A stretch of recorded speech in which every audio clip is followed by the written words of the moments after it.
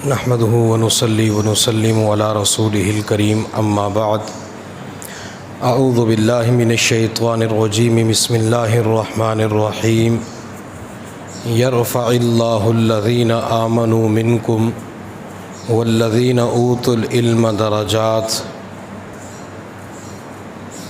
سبحان ربک رب العزت عما یصفون وسلام علی المرسلین والحمد للہ رب العالمین اللہم صلی علی سیدنا محمد وعلی آل سیدنا محمد وبارک وسلم۔ عمل کے اپنے اساس کیا ہے؟ عمل کے اپنے اساس کیا ہے؟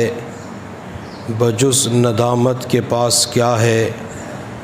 رہے سلامت تمہاری نسبت بس میرا تو آسرا یہی ہے۔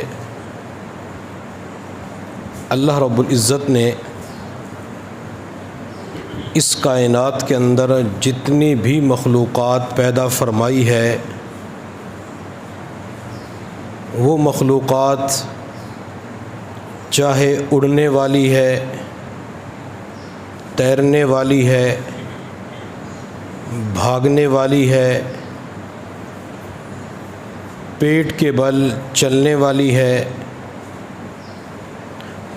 تمام تر مخلوقات کو اللہ رب العزت نے پیدا ہونے سے قبل ضروریات زندگی کا علم عطا فرمایا۔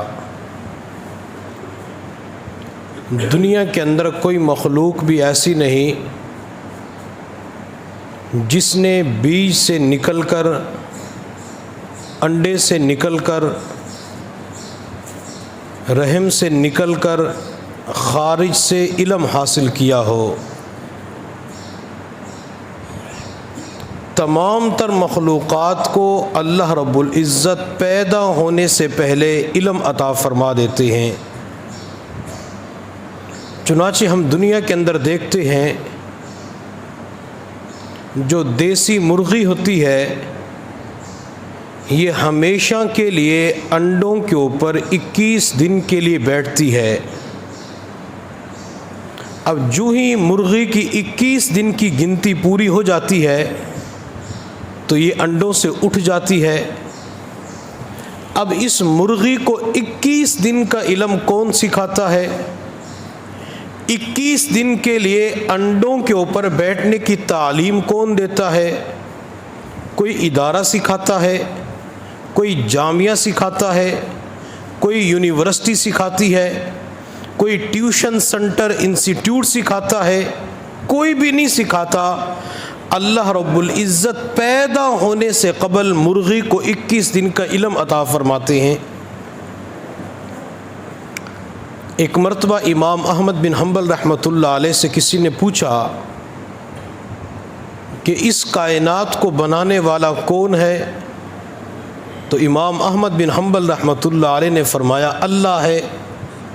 وہ دہریہ قسم کا انسان تھا، کہنے لگا مجھے عقلی طور پہ بتاؤ کہ اس کائنات کو اللہ نے بنایا اور اللہ اس کائنات کا نظام چلانے والے ہیں۔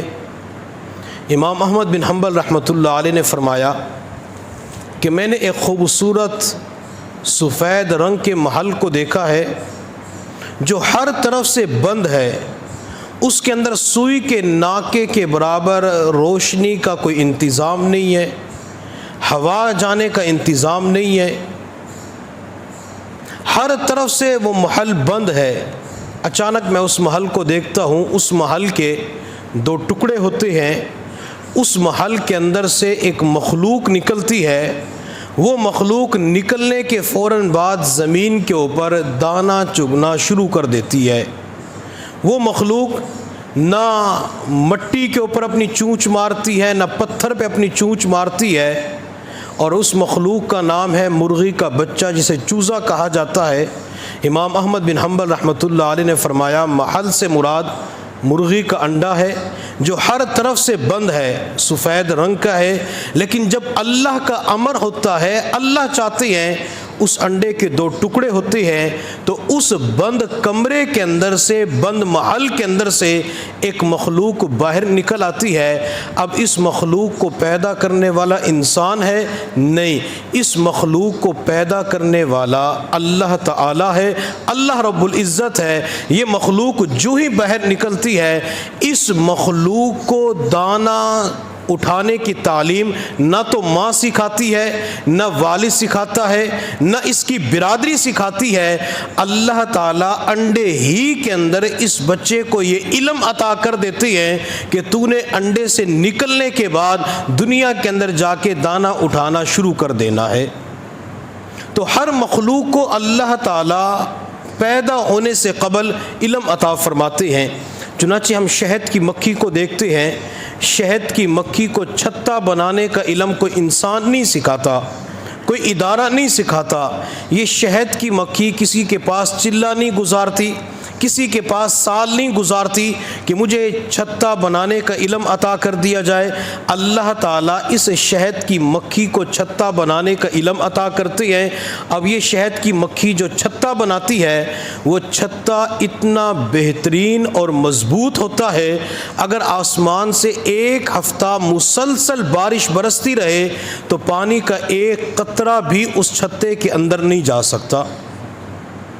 اب یہ چھتا بنانے کا علم کس نے دیا؟ اللہ رب العزت نے دیا۔ مکڑی کو جالا بنانے کا علم کس نے دیا؟ مکڑی کو جالا بنانے کا علم میرے اللہ نے دیا ہے، اور تمام گھروں کے اندر سب سے کمزور گھر وہ مکڑی کا جالا ہوتا ہے۔ میرے اللہ نے قرآن میں فرمایا وَإِنَّ أَوْحَنَ الْبُيُوتِ لَبَيْتُ الْعَنْكَبُوتِ، کہ تمام گھروں کے اندر سب سے کمزور گھر مکڑی کا ہے۔ اب مکڑی کے جالے گھروں کے اندر لگے ہوئے ہوں تو بعض مرتبہ بڑے حضرات کہہ دیتے ہیں کہ ان جالوں کو صاف کر لو، یہ نحوست کی علامت ہے، تو اسی وقت ان جالوں کو صاف کر دیا جاتا ہے۔ اب اگر کوئی بچہ اس جالے کو توڑنا چاہے، وہ 2 مہینے کا بچہ، وہ نوجوان بوڑھا جب چاہے ہاتھ لگا کے اس گھر کو توڑ سکتا ہے، مکڑی کے جالے کو خراب کر سکتا ہے۔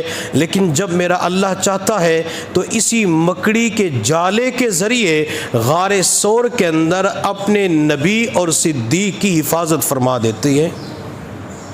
اللہ نے اسی مکڑی کے جالے کے ذریعے آمینہ کے لال، آمینہ کے در یتیم، نبی علیہ الصلوۃ والسلام کے رفیق سفر، آپ کے یار غار، یار مزار سیدنا ابو بکر صدیق رضی اللہ تعالی عنہ جب غار ثور کے اندر 3 دن کے لیے چلے جاتے ہیں تو اسی موقع کے اوپر مکڑی جالا بن دیتی ہے، کبوتری انڈے دے دیتی ہے۔ جب مشرکین مکہ اس غار کے دہانے پر منہ پہ پہنچے تو مکہ کے سردار نے کہا کہ یہاں سے تو کوئی بندہ اندر جا ہی نہیں سکتا، مکڑی نے جالا بن دیا ہے۔ تو مکڑی کے جالے کی وجہ سے اللہ تعالیٰ نے 2 جہانوں کے سردار کی حفاظت فرما دی۔ اب مکڑی کو جالا بنانے کا علم کس نے دیا؟ اللہ رب العزت نے دیا ہے۔ چونٹی کے اندر ہمدردی، خیرخواہی، خدا ترسی پائی جاتی ہے۔ اب یہ چھوٹی سی ننھی منی مخلوق ہے، اسے ہمدردی، خیرخواہی کا علم کون سکھاتا ہے؟ کوئی ادارہ سکھاتا ہے، کوئی مدرسہ سکھاتا ہے، کوئی سکول یونیورسٹی سکھاتی ہے، کوئی ٹیوشن سنٹر اسے تعلیم دیتی ہے؟ نہیں، اللہ تعالیٰ اس ننھی سی مخلوق کو ہمدردی عطا کر دیتی ہے۔ چنانچہ حضرت سلیمان علیہ السلام اپنے لشکر کے ساتھ فضائی سفر کر رہے تھے۔ حضرت سلیمان علیہ السلام کے جی میں آیا کہ میں زمین کی طرف جاؤں اور زمینی سفر کروں۔ چنانچہ آپ نے تخت کو حکم دیا، اپنے جہاز کو حکم دیا کہ زمین کی طرف جائے۔ سلیمان علیہ السلام کا جو جہاز تھا اسے کسی ایئرپورٹ کی ضرورت نہیں تھی۔ سلیمان علیہ السلام کے جہاز کو زمین پہ لانے کے لیے کسی آبادی اور ویرانے کی ضرورت بھی نہیں تھی۔ سلیمان علیہ السلام جب چاہتے جنگلوں کے اندر، غاروں کے اندر، پہاڑوں کے اوپر، ویرانوں کے اندر جہاز کو حکم دیتے کہ زمین پہ جاؤ، وہ زمین کی طرف آ جاتا۔ سلیمان علیہ السلام کا جو جہاز تھا اسے تخت کہا جاتا ہے۔ حضرت سلیمان علیہ السلام نے اس تخت جہاز کو حکم دیا، وہ زمین کی طرف آیا۔ حضرت سلیمان سلیمان علیہ السلام اور لشکر نے زمین پہ چلنا شروع کیا، دوسری طرف چیونٹیاں اپنے بلوں سے نکل کر رزق کی تلاش میں اکٹھے ہو کے جا رہی تھی۔ اب دوسری چیونٹیاں رزق تلاش کر رہی تھی۔ جو ان چیونٹیوں کے اندر سب سے ذہین اور سمجھدار تھی، وہ اونچی چٹان کے اوپر کھڑے ہو کر گرد و پیش کا جائزہ لے رہی تھی۔ جیسے کسی چوک کے اوپر کوئی کیمرہ لگا ہوا ہوتا ہے تو بعض مرتبہ دونوں اطراف کی وہ ویڈیو بنا رہا ہوتا ہے۔ اب یہ چیونٹی اپنی برادری کا خیال رکھتے ہوئے یہ دائیں بائیں دیکھ رہی تھی کہ کوئی ہماری برادری کو، خاندان کو نقصان نہ پہنچا دے۔ اب اس چیونٹی کی نظر جب سلیمان علیہ السلام کے لشکر پہ پڑی، اس چیونٹی کی نظر اتنی تیز تھی، اس نے اس لشکر کو دیکھتے ہوئے اپنی برادری سے کہا، یا ایھا النمل ادخلوا مساکنکم لا یحطمنکم سلیمان وجنود وہم لا یشعرون۔ اے میری برادریوں، اے چیونٹیوں، اپنے بلوں کے اندر گھس جاؤ، کہیں سلیمان علیہ السلام اور اس کا لشکر تمہیں روند نہ ڈالے، وہم لا یشعرون، اور تمہیں پتہ بھی نہ چلے۔ اب اس چیونٹی نے ایک طرف اپنی برادری کی جان کا خیال رکھا اور دوسری طرف سلیمان علیہ السلام کے مقام کا خیال رکھا، سلیمان علیہ السلام کے ادب کا خیال رکھا۔ اس نے سلیمان علیہ السلام کے ادب کو، احترام کو سامنے رکھتے ہوئے چیونٹیوں سے کہا کہ جو گھوڑوں کے اوپر چلنے والے ہوتے ہیں انہیں نہیں پتا کہ نیچے کیا چل رہا ہے، لہٰذا اپنے بلوں کے اندر گھس جاؤ۔ جب یہ چیونٹی ایک طرف اللہ کے نبی کے مقام اور ادب کا خیال رکھتی ہے، دوسری طرف اپنی برادری کے ساتھ ہمدردی کرتے ہوئے ان کی جان کا خیال رکھتی ہے، اس چیونٹی کے زبان سے نکلنے والے بول اللہ کو اتنے پسند آتے ہیں کہ اللہ تعالیٰ نے ان بول کو قرآن عظیم الشان کا حصہ بنا دیا۔ اور میرے اللہ نے اس چیونٹی کے نام کے اوپر پوری سورت نازل فرما دی، جسے سورۃ النمل کہا جاتا ہے، اور نمل کا معنی چیونٹی ہوتا ہے۔ تو اگر ایک چیونٹی اپنی برادری کے ساتھ ہمدردی کرتی ہے، خیر خواہی کرتی ہے، تو اللہ تعالیٰ اس کے بول کو پسند فرما لیتے ہیں، اللہ تعالیٰ اس کی ادا کو پسند فرما لیتے ہیں۔ اگر آج دنیا کے اندر نبی علیہ الصلوۃ والسلام کا امتی، اللہ کو ماننے والا، اللہ کے بندوں کے ساتھ ہمدردی کرے گا، اللہ کے بندوں کے ساتھ، نبی علیہ الصلوۃ والسلام کی امت کے ساتھ ہمدردی خیر خواہی کرے گا، تو کیا اللہ تعالیٰ اس کو قبول نہیں فرمائیں گے؟ کیا اللہ تعالیٰ اسے خوشیاں عطا نہیں فرمائیں گے؟ کیا اللہ تعالیٰ اسے راحت، اطمینان اور چین کی دولت عطا نہیں فرمائیں گے؟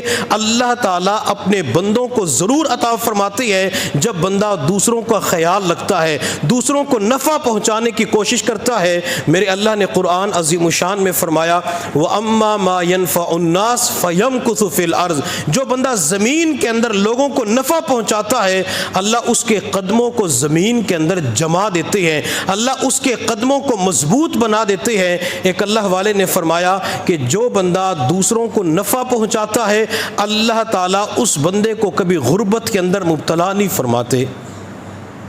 آپ حضرات نے گندگی کو دیکھا ہوگا، یہ جو جانور گوبر نکالتے ہیں، یہ گندگی ہوتی ہے، کپڑوں پہ لگ جائے تو کپڑے ناپاک ہو جاتے ہیں، جسم پہ لگ جائے تو جسم ناپاک ہو جاتا ہے، گندگی کا ڈھیر گوبر پڑا ہوا ہوتا ہے۔ جب بھی کوئی نوجوان، کوئی بندہ اس کے قریب سے گزرتا ہے، اپنی ناک کے اوپر ہاتھ رکھ لیتا ہے کہ گندی سمیل آ رہی ہے، لیکن یہی گوبر ہوتا ہے، یہی گندگی ہوتی ہے جو فصلوں کے اندر، کھیتوں کے اندر کھاد کا کام دیتی ہے۔ اب یہ گندی چیز ہو کے فصل کو فائدہ پہنچا رہی ہوتی ہے۔ میرے حضرت فرماتے ہیں اگر کوئی انسان مخلوق خدا کو نفع نہ پہنچا سکے، انہیں فائدہ نہ پہنچا سکے، یہ تو گوبر سے بھی گندا ہو گیا، یہ تو اس گندگی سے بھی زیادہ گندا ہو گیا۔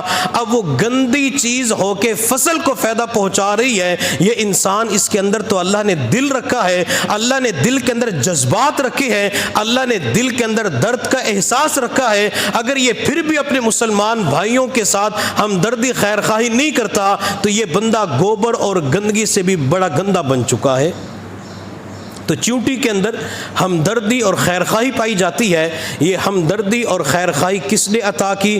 اللہ رب العزت نے اس چیونٹی کو یہ ہمدردی اور خیر خواہی عطا فرمائی۔ تو جتنی بھی مخلوقات ہیں، ساری مخلوقات کو اللہ پیدا ہونے سے قبل علم عطا فرماتے ہیں۔ البتہ ایک مخلوق ایسی ہے جو پیدا ہونے کے بعد علم حاصل کرتی ہے، وہ مخلوق میں اور آپ ہیں، وہ مخلوق حضرت انسان ہے۔ کوئی بھی انسان اپنی ماں کے پیٹ میں علم حاصل نہیں کرتا، یہ حضرت انسان اپنے ماں کے رحم سے نکل کر دنیا کے اندر آ کر کبھی کسی استاد کے پاس علم حاصل کرتا ہے، کبھی کسی مسجد کے اندر جا کے علم حاصل کرتا ہے، کبھی کسی ادارے کے اندر جا کے، مدرسے کے اندر جا کے علم حاصل کرتا ہے۔ اب یہ انسان جو دنیا کے اندر آیا، جب یہ پیدا ہوا تو اس وقت انسان کے پاس کسی چیز کا علم نہیں تھا۔ میرے اللہ نے قرآن میں فرمایا واللہ اخرجکم من بطون امہاتکم لا تعلمون شیئا، اللہ نے تمہیں تمہاری ماؤں کے پیٹوں سے نکالا اس حال میں کہ تمہارے پاس کسی بھی چیز کا علم نہیں تھا۔ اور دوسری جگہ میرے اللہ نے فرمایا انہ کان ظلوما جہولا، بے شک انسان کے اوپر ظلم اور جہالت کے پردے چھائے ہوئے تھے۔ اب اللہ نے قرآن کے اندر بتلا دیا کہ جب انسان دنیا کے اندر آتا ہے، انسان سے بڑا کوئی جاہل نہیں ہے، انسان کے پاس علم نہیں ہوتا۔ تو گویا کہ اس کائنات کے اندر جب انسان دنیا میں آتا ہے تو اس کے پاس جہالت ہوتی ہے، علم نہیں ہوتا، روشنی نہیں ہوتی، نور نہیں ہوتا۔ اللہ رب العزت نے پھر اس انسان کی جہالت کو دور کرنے کے لیے دو اہتمام فرمائے۔ ایک تو میرے اللہ نے آسمان سے 4 کتابوں کو نازل فرمایا، جس کے اندر ایک تورات، انجیل، زبور اور قرآن عظیم الشان۔ پھر یہ کتابیں پڑھانے کے لیے، سکھانے کے لیے، تعلیم دینے کے لیے میرے اللہ نے حضرت آدم علیہ السلام سے لے کر حضور صلی اللہ علیہ وسلم تک انبیاء کا سلسلہ جاری فرما دیا۔ تو گویا کہ انسان کی اگر جہالت دور ہو سکتی ہے تو 2 چیزوں کی وجہ سے جہالت دور ہو سکتی ہے۔ ایک تو یہ کہ انسان جو آسمانی کتابیں نازل ہوئی ہیں ان کتابوں کے ساتھ جڑ جائے۔ اب آسمانی کتابوں کے اندر ہمارے پیغمبر صلی اللہ علیہ وسلم پر جو کتاب نازل ہوئی ہے اسے قرآن عظیم الشان کہا جاتا ہے، اسے قرآن مجید کہا جاتا ہے، اسے لا ریب کتاب کہا جاتا ہے۔ اب اگر کوئی بندہ تورات، زبور، انجیل کی تلاوت کرنا چاہے، مطالعہ کرنا چاہے تو شریعت مطالعہ اسے اجازت نہیں دیتی کہ اس کے پاس جب قرآن عظیم الشان کی دولت ہے، قرآن موجود ہے، یہ قرآن کے ہوتے ہوئے دوسری کتابوں کی طرف نہ جائے، چونکہ ان کتابوں کے اندر تو تحریف ہو چکی ہے، ان کتابوں کے احکامات کو بدل دیا گیا ہے۔ ہمارے مدارس عربیہ کے اندر ایک کتاب پڑھائی جاتی ہے سبع معلقہ، اس کے اندر شعراء کا کلام لکھا ہوا ہے۔ مکہ مکرمہ کے اندر اکاز نامی جگہ تھی جہاں پہ میلہ لگتا تھا۔ اب وہاں پہ مختلف چیزیں سیل کی جاتی تھی اور وقت کے بڑے بڑے شعراء اپنا کلام سنایا کرتے تھے۔ تو ایک مرتبہ لبید شاعر آیا، اس نے اپنا کلام سنایا۔ وہ کلام اتنا بہترین اور عمدہ تھا کہ اس کے کلام کو سن کر وقت کے شعراء نے لبید کے قدموں کے اوپر اپنی پیشانی رکھ دی۔ گویا کہ شعراء کی دنیا میں یہ مسجود الشعراء بن گیا کہ اسے سب سے پہلے سجدہ کیا گیا، پھر لبید کے کلام کو کاغذ کے اوپر لکھ کر بیت اللہ کی دیواروں کے اوپر آویزہ کر دیا گیا۔ جب یہ لبید بعد کے اندر مسلمان ہوا تو ایک مرتبہ حضرت عمر فاروق رضی اللہ تعالی عنہ نے فرمایا لبید، زمانے جاہلیت کے اندر کتنا بہترین تم کلام پڑھا کرتے تھے کہ تمہارے کلام کو سن کر وقت کے شعراء نے تمہیں سجدہ کیا، تیرے کلام کو بیت اللہ کی دیواروں کے اوپر چسپا کر دیا گیا، لبید ذرا وہ کلام تو سناؤ۔ تو لبید نے اپنا سر جھکایا اور تھوڑی دیر کے بعد سر اٹھا کے ٹھنڈی آہ کھینچی۔ آہ کھینچنے کے بعد کہا عمر، کیا قرآن کے بعد لبید کے کلام کی حاجت رہی ہے؟ عمر اب تو قرآن نازل ہو چکا ہے، عمر اب تو اللہ نے قرآن دے دیا، قرآن کے بعد کسی کلام، کسی کتاب کی ضرورت نہیں ہے۔ تو اللہ نے ہمیں قرآن عظیم الشان کی دولت عطا فرما دی۔ قرآن کے ہوتے ہوئے انسان جو تورات، زبور، انجیل کتابیں نازل ہوئی ہیں جن کے اندر آج کے دور میں تعریف کر دی گئی، تبدیلی کر دی گئی، انسان ان کتابوں کا مطالعہ نہ کرے، ان کتابوں کی طرف نہ جائے۔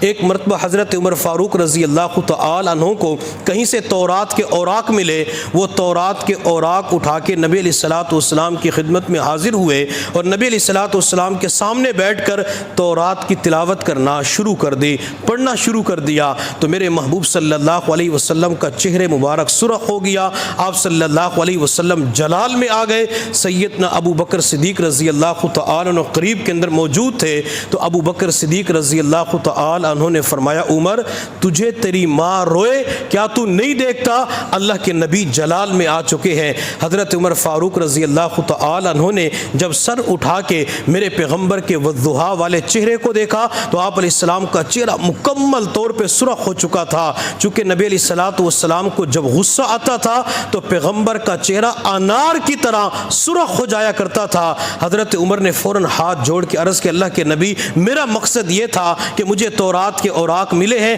آپ کو پڑھ کے سنا دیتا ہوں۔ میرے محبوب صلی اللہ علیہ وسلم نے عمر سے فرمایا عمر اگر موسیٰ علیہ السلام بھی آج زندہ ہوتے تو میری اتباع کے سوا انہیں کوئی چارہ نہ تھا، موسیٰ بھی میری اتباع کرتے تو موسیٰ کے اوپر نازل ہونے والی کتاب لے کے میرے پاس آ گئے۔ حضرت عمر فاروق رضی اللہ تعالی عنہ نے پھر اونچی آواز سے عرض کیا رضیت باللہ ربا وبمحمد رسولا وبالاسلام دینا، اللہ کے نبی میں اس بات کے اوپر راضی ہوں اللہ میرا رب ہے، آپ میرے رسول ہیں اور اسلام میرا دین ہے۔ جب حضرت عمر فاروق رضی اللہ تعالی عنہ نے یہ جملہ استعمال کیا تو نبی علیہ الصلوۃ والسلام نے عمر کو معاف فرما دیا۔ تو اللہ نے ہمیں قرآن عظیم الشان کی دولت عطا فرما دی، ہم قرآن عظیم الشان کے ساتھ جڑ جائیں گے تو اللہ تعالی ہماری جہالت کو دور فرما دیں گے۔ انسان کی جہالت کو دور کرنے کے لیے میرے اللہ نے جو دوسرا سلسلہ چلایا جنہیں حضرات انبیاء کرام کہا جاتا ہے، اگر حضرات انبیاء کرام کی تعلیمات کے ساتھ جڑ جائیں گے، انبیاء کرام کی تعلیمات کو سینے کے اندر محفوظ کریں گے تو اللہ تعالی ہماری جہالت کو دور فرما دیں گے۔ میرے اللہ نے قرآن عظیم الشان میں فرمایا یرفع اللہ الذین آمنوا منکم والذین اوتوا العلم درجات، جن لوگوں کو ایمان ملا، جن لوگوں کو علم دیا گیا، اللہ فرماتے ہیں کہ میں ان کے درجات کو بلند کروں گا۔ اب جن لوگوں کے پاس علم آ چکا ہے، وہ علم قرآن عظیم الشان کے حفظ کی صورت میں آ چکا ہے، وہ علم قرآن کے ناظرے کی صورت میں آ چکا ہے، وہ علم درس نظامی کی صورت میں آ چکا ہے، وہ علم قرآن کی تفسیر اور احادیث کی صورت میں آ چکا ہے، تو اللہ نے فرمایا کہ جن کے پاس علم آ چکا ہے میں ان کے درجات کو بلند کروں گا۔ اللہ دنیا کے اندر بھی درجات کو بلند فرماتے ہیں اور آخرت کے اندر بھی درجات کو بلند فرمائیں گے۔ اب دنیا کے اندر درجات کو کیسے بلند کیا جاتا ہے؟ جب بھی نماز پڑھانے کا سلسلہ آتا ہے اللہ تعالیٰ اسے اکیلا ایک مصلی کے اوپر کھڑا فرما دیتے ہیں۔ جمعہ کی نماز کا مسئلہ آتا ہے اللہ خطبہ دینے کے لیے اسے ممبر کے اوپر بٹھا دیتے ہیں اور لوگوں کو زمین کے اوپر بٹھا دیتے ہیں۔ یہ اللہ دنیا والوں کو دکھانا چاہتے ہیں اس کے پاس قرآن آیا میں نے تراویح کے اندر اسے امام بنا دیا، اس کے پاس قرآن کی نعمت آئی میں نے 5 نمازوں کا امام بنا دیا، اس کے پاس دین کا علم آیا میں نے نماز جمعہ کے لیے اسے خطیب بنا دیا، ممبر کے اوپر بٹھا دیا۔ تو اللہ تعالیٰ دنیا کے اندر یہ چند چیزیں دنیا والوں کو دکھاتی ہیں کہ اگر تم بھی بچوں کو یہ دین سکھاؤ گے میں تمہارے بچوں کے درجات کو بلند کر دوں گا۔ اور آخرت کے اندر درجات کیسے ملیں گے؟ میرے محبوب صلی اللہ علیہ وسلم نے فرمایا قیامت کے دن سب سے پہلے حضرات انبیاء کرام اللہ کی بارگاہ میں جہنمیوں کے بارے میں سفارش کریں گے، ان کی شفاعت فرمائیں گے، اور حضرات انبیاء کرام کے بعد جو دوسرا نمبر آئے گا شفاعت کے حوالے سے وہ علماء کرام کا ہوگا۔ اللہ علماء سے فرمائیں گے کہ ان لوگوں کے بارے میں شفاعت کرو، میں تمہاری سفارش کی وجہ سے ان کے اوپر جنت کو واجب کر دوں گا۔ اللہ دنیا کے اندر بھی درجات کے اندر بلندی فرماتے ہیں اور آخرت کے اندر بھی درجات کے اندر اضافہ کر دیا جائے گا۔ حضرت مولانا یوسف لدھیانوی شہید رحمۃ اللہ علیہ دور حدیث کے طلباء کے سامنے ایک حدیث بیان کیا کرتے تھے، فرماتے تھے قیامت کا دن ہوگا، محشر کا میدان لگا ہوا ہوگا، ساری انسانیت اللہ رب العزت کے سامنے کھڑی ہوگی۔ اللہ رب العزت فرمائیں گے جو لوگ دنیا کے اندر بیمار تھے اور اسی بیماری کے اندر ان کا انتقال ہو گیا وہ کھڑے ہو جائیں۔ چنانچہ بعض مرتبہ ایسا ہوتا ہے کہ بندہ کسی بیماری کے اندر 10 سال مبتلا رہا، کسی بیماری کے اندر 15 سال مبتلا رہا، کسی کے اندر 20 سال بھی مبتلا رہا۔ بعضوں کو معدے کے مسائل پوری زندگی کے ہوتے ہیں، شوگر کا مسئلہ پوری زندگی کے لیے ہوتا ہے، گردے کا مسئلہ جس کو لگ جاتا ہے پوری زندگی کے لیے لگ جاتا ہے، کوئی 10 سال رہا، کوئی 20 سال رہا، تو مختلف امراض انسانوں کو لگ جاتے ہیں۔ تو جس کا بیماری کے اندر انتقال ہوا، بیماری کے اندر وقت گزارتا رہا، اللہ فرمائیں گے بیمار کھڑے ہو جائیں۔ چنانچہ بیمار کھڑے ہو جائیں گے تو اللہ تعالیٰ فرمائیں گے کہ تم سارے کے سارے میرے عرش کے نیچے آ جاؤ۔ یہ سارے بیمار عرش کے نیچے چلے جائیں گے، اور اللہ تعالیٰ ان بیماروں کا جو امام ہوں گے وہ حضرت ایوب علیہ السلام کو بنائیں گے، چونکہ حضرت ایوب علیہ السلام خود بھی 16 یا 17 سال تک بیمار پڑے رہے، تو اللہ بیماروں کو ایک تو عرش کا سایہ عطا فرمائیں گے اور ان کا امام حضرت ایوب علیہ السلام کو بنائیں گے۔ پھر میرا اللہ اعلان فرمائے گا کہ وہ لوگ کہاں ہیں جو دنیا کے اندر پریشان رہا کرتے تھے، دنیا کے اندر کسی بھی قسم کی پریشانی آ جاتی ہے، یہ پریشان لوگ کھڑے ہوں گے تو اللہ تعالیٰ انہیں بھی عرش کا سایہ عطا فرمائیں گے۔ پھر اللہ رب العزت فرمائیں گے علماء کہاں پہ ہیں، طلباء کہاں پہ ہیں، قراء حفاظ کہاں پہ ہیں۔ چنانچہ علماء قراء حفاظ کھڑے ہو جائیں گے، اللہ رب العزت فرمائیں گے میرے بندو تم نے دنیا کے اندر میرے دین کی خدمت کی تھی، میں آج بھی تم سے خدمت لینا چاہتا ہوں۔ سارے علماء قراء حفاظ عرض کریں گے اللہ ہم آج محشر کے میدان میں کیا خدمت کر سکتے ہیں، سورج سوا نیزے کے فاصلے پر آ چکا ہے،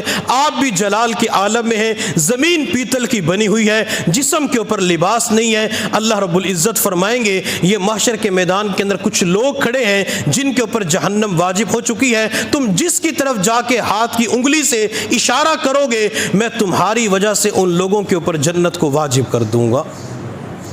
دنیا کے اندر بھی کام آ جاتے ہیں، اور جن کے پاس علم کی نعمت اور دولت ہوتی ہے تو یہ علم کی دولت محشر کے میدان کے اندر بھی کام آئے گی۔ تو اللہ دنیا کے اندر بھی درجات کو بلند فرماتے ہیں، اور علم کی وجہ سے اللہ تعالیٰ آخرت کے اندر بھی اپنے بندوں کے درجات کو بلند فرمائیں گے۔ ایک مرتبہ علماء کے درمیان بحث چلی کہ انسان کو کون سا فرض پہلے حاصل کرنا چاہیے، نماز، روزہ، زکوٰۃ، حج، یہ علم حاصل کرنا چاہیے یا کوئی اور فرض انسان کو حاصل کرنا چاہیے؟ تو علماء کا اس بات کے اوپر اتفاق ہوا کہ عمل سے پہلے جو علم ہوتا ہے تو اس کو حاصل کرنا انسان کے لیے ضروری ہے، فرض سے پہلے جو فرض ہے تو وہ حاصل کریں۔ تو علماء نے اس عالم کی طرف دیکھا جس نے یہ بات کی کہ آپ کی مراد کیا ہے، تو انہوں نے فرمایا کہ انسان نے نماز پڑھنی ہے تو نماز کا علم انسان کے پاس پہلے ہونا ضروری ہے۔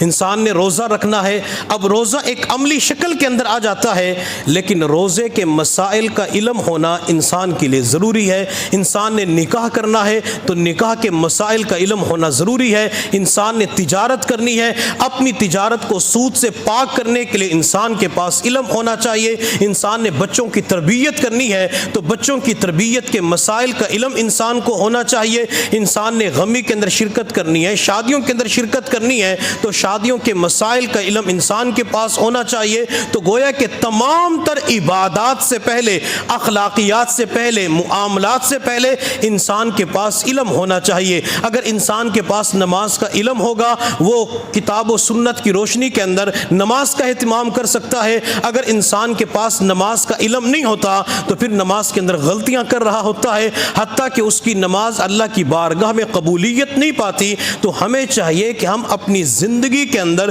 کم از کم اتنا علم تو حاصل ضرور کریں کہ جس کی وجہ سے ہمیں جائز اور ناجائز کا پتہ چل جائے، حلال اور حرام کا پتہ چل جائے، ہمیں نیکی اور بدی کا پتہ چل جائے۔ بعض مرتبہ عمر گزر جاتی ہے لیکن انسان کو گناہ کے بارے میں پتہ ہی نہیں چلتا۔ ہمارے ایک جاننے والے ہیں، تو میں بھی ضلع بکر کے اندر گیا تو مجھے کسی نے بتلایا کہ وہ پورا دن ایک ڈرامہ دیکھتے ہیں ارطغرل۔ تو میں نے ان سے کہا کہ آپ نے بتایا نہیں ہے کہ یہ ڈرامہ دیکھنا ٹھیک نہیں ہے؟ تو کہتے میں نے ان سے بات کی تو وہ کہتے کہ اس ڈرامے کا دیکھنا ثواب کا کام ہے، اس ڈرامے کو دیکھنے کی وجہ سے نیکیاں ملتی ہے۔ تو میں نے ان سے کہا کہ آپ ان سے فون کر کے معلوم تو کریں کہ اس کے اوپر ثواب کیسے ملتا ہے، ڈرامہ کے دیکھنے کے اوپر نیکیاں کیسے ملتی ہے۔ تو اس نے ان سے فون کے اوپر بات کی تو فون کے اوپر وہ کہنے لگے چونکہ اس ڈرامے کے اندر تاریخ بتائی گئی ہے اس ڈرامے کے اندر جہاد دکھایا گیا ہے، لہٰذا اس کو دیکھنا باعث اجر و ثواب ہے۔ تو میں نے ان سے کہا آپ ناراض نہ ہونا، اگر آپ کی جوان بیٹی ہو، جوان بیٹی یہاں سے گزر رہی ہو، تو کیا میں آپ کی جوان بیٹی کو دیکھ سکتا ہوں؟ کہتے نہیں دیکھ سکتے۔ میں نے کہا کیوں نہیں دیکھ سکتے؟ کہتے اللہ نے قرآن کے اندر حکم دیا ہے۔ میں نے کہا اگر جوان بیٹی کسی کی بھی ہو، وہ گلی سے گزر رہی ہو، تو قرآن ہمیں حکم یہ دیتا ہے کہ اپنی نظروں کو جھکا لیا جائے۔ قل للمؤمنین یغضوا من ابصارہم۔ جب دنیا کے اندر خواتین کے حوالے سے یہ مسئلہ ہے، تو پھر ٹی وی کی سکرین کے اوپر جو اداکارہ اس ڈرامے کے اندر آتی ہیں، تو کیا ان کو دیکھنا جائز ہو جاتا ہے؟ آخر وہ بھی تو کسی کی بیٹی ہے، آخر وہ بھی تو کسی کی بہن ہے، اگرچہ ان کا کردار کسی اور حوالے سے ہے، لیکن آخر مسلمان بہن تو ہے، مسلمان بیٹی تو ہے۔ اگر دنیا کے اندر چلتی پھرتی عورت کو ہم نہیں دیکھ سکتے، اسی طرح موبائل کی سکرین کے اوپر بھی کسی کی ماں بہن بیٹی کو نہیں دیکھ سکتے۔ کہتے اس کا تو مجھے علم ہی نہیں تھا۔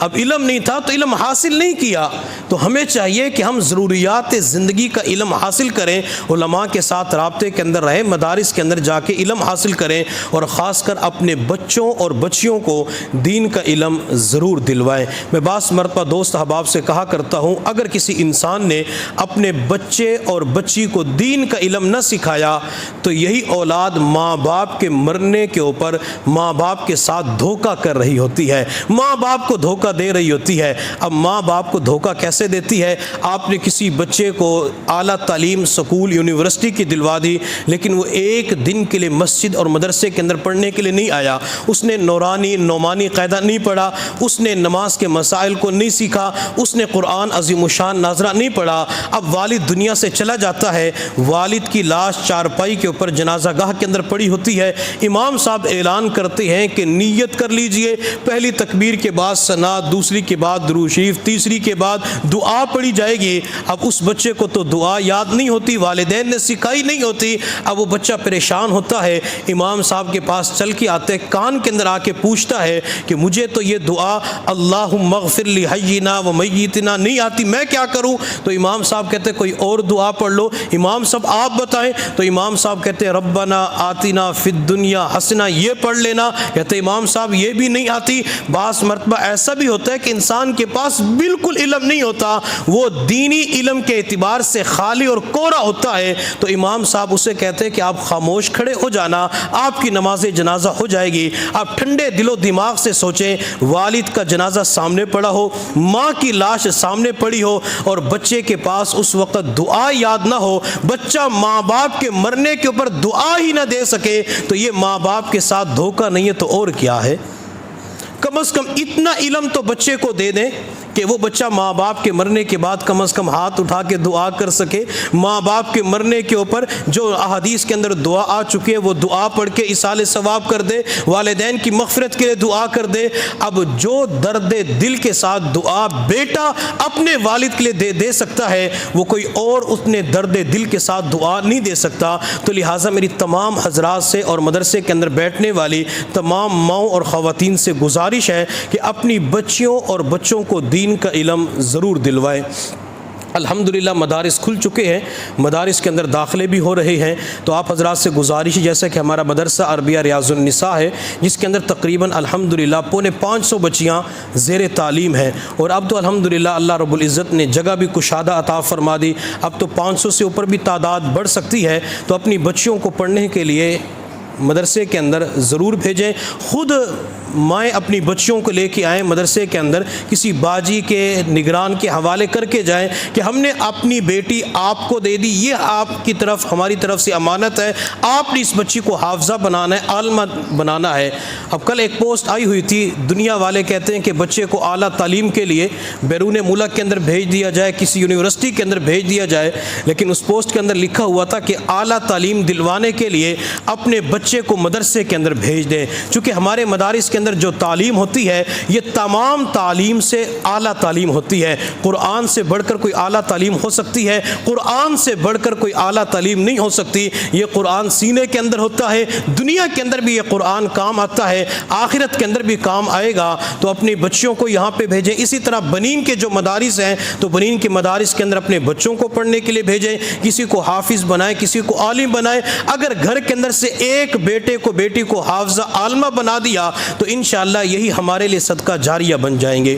اور جیسا کہ آپ حضرات کو علم بھی ہوگا کہ ہمارے مدرسہ عربیہ ریاض النساء کی وفاق المدارس امتحانات کے اندر صوبائی سطح کے اوپر دوسری پوزیشن بھی آئی تھی، تو یہ اس بات کی علامت اور دلیل ہے کہ مدرسے کے اندر الحمدللہ کام اچھے طریقے سے ہو رہا ہے۔ پڑھائی کا معیار پہلے سے زیادہ بلند ہو چکا ہے، معیار اچھا ہو چکا ہے، تو یہ اللہ رب العزت کی طرف سے ایک دین ہوتی ہے۔ بچیاں پڑھنے کے لیے آئیں گی تو انشاءاللہ جہاں اعلیٰ تعلیم ملے گی وہاں ان کی اچھی تربیت بھی کی جائے گی، چونکہ مدرسے کے اندر جہاں تعلیم کے اوپر زور دیا جاتا ہے تو وہاں بچیوں کی تربیت کے اوپر بھی زور دیا جاتا ہے، تاکہ بچی جب یہاں سے تعلیم حاصل کر کے جائے تو دنیا والے یہ نہ کہیں کہ اس بچی سے تو کالج کی بچی اچھی ہے، اس بچی سے تو یونیورسٹی کی بچی اچھی ہے۔ الحمدللہ مدرسے کے اندر جو پڑھنے والی بچیاں آتی ہیں کئی مہینے کے لیے، وہ بچیاں تہجد کی نماز کا اہتمام کرتی ہیں، وہ بچیاں ذکر و اذکار کا اہتمام کرتی ہیں۔ بعض بچیاں ایسی ہوتی ہیں کہ پورا سال ان کی تلاوت کا ناغہ بھی نہیں ہوتا،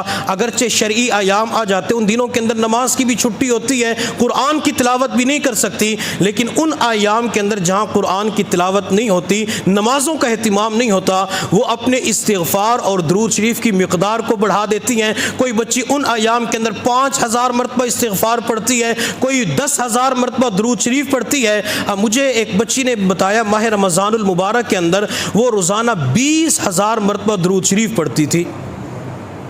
اب 20,000 مرتبہ ماہ رمضان کی آخری عشرے کے اندر درود شریف پڑھنا یہ اللہ کی طرف سے ایک دین ہوتی ہے، جس کے اندر نبی علیہ السلام کی محبت آ جاتی ہے۔ پھر وہ 100 کے اوپر 500 کے اوپر اکتفا نہیں کرتی، ہزاروں کی تعداد کے اندر درود شریف پڑھ رہی ہوتی ہے، تو گویا کہ ایک تربیت کا کمال ہوتا ہے، ایک تزکیہ ہوتا ہے، اس تزکیے کی وجہ سے اللہ تعالیٰ ذکر کی توفیق عطا فرما دیتے ہیں۔ تو انشاءاللہ اس کے لیے سب ساتھی کوشش کریں گے۔ اللہ رب العزت کی بارگاہ میں دعا ہے اللہ تعالی ہم سب کو اپنے بچوں اور بچیوں کو دین کا علم سکھانے کی توفیق عطا فرمائے۔ وآخر دعوانا ان الحمد للہ رب العالمین۔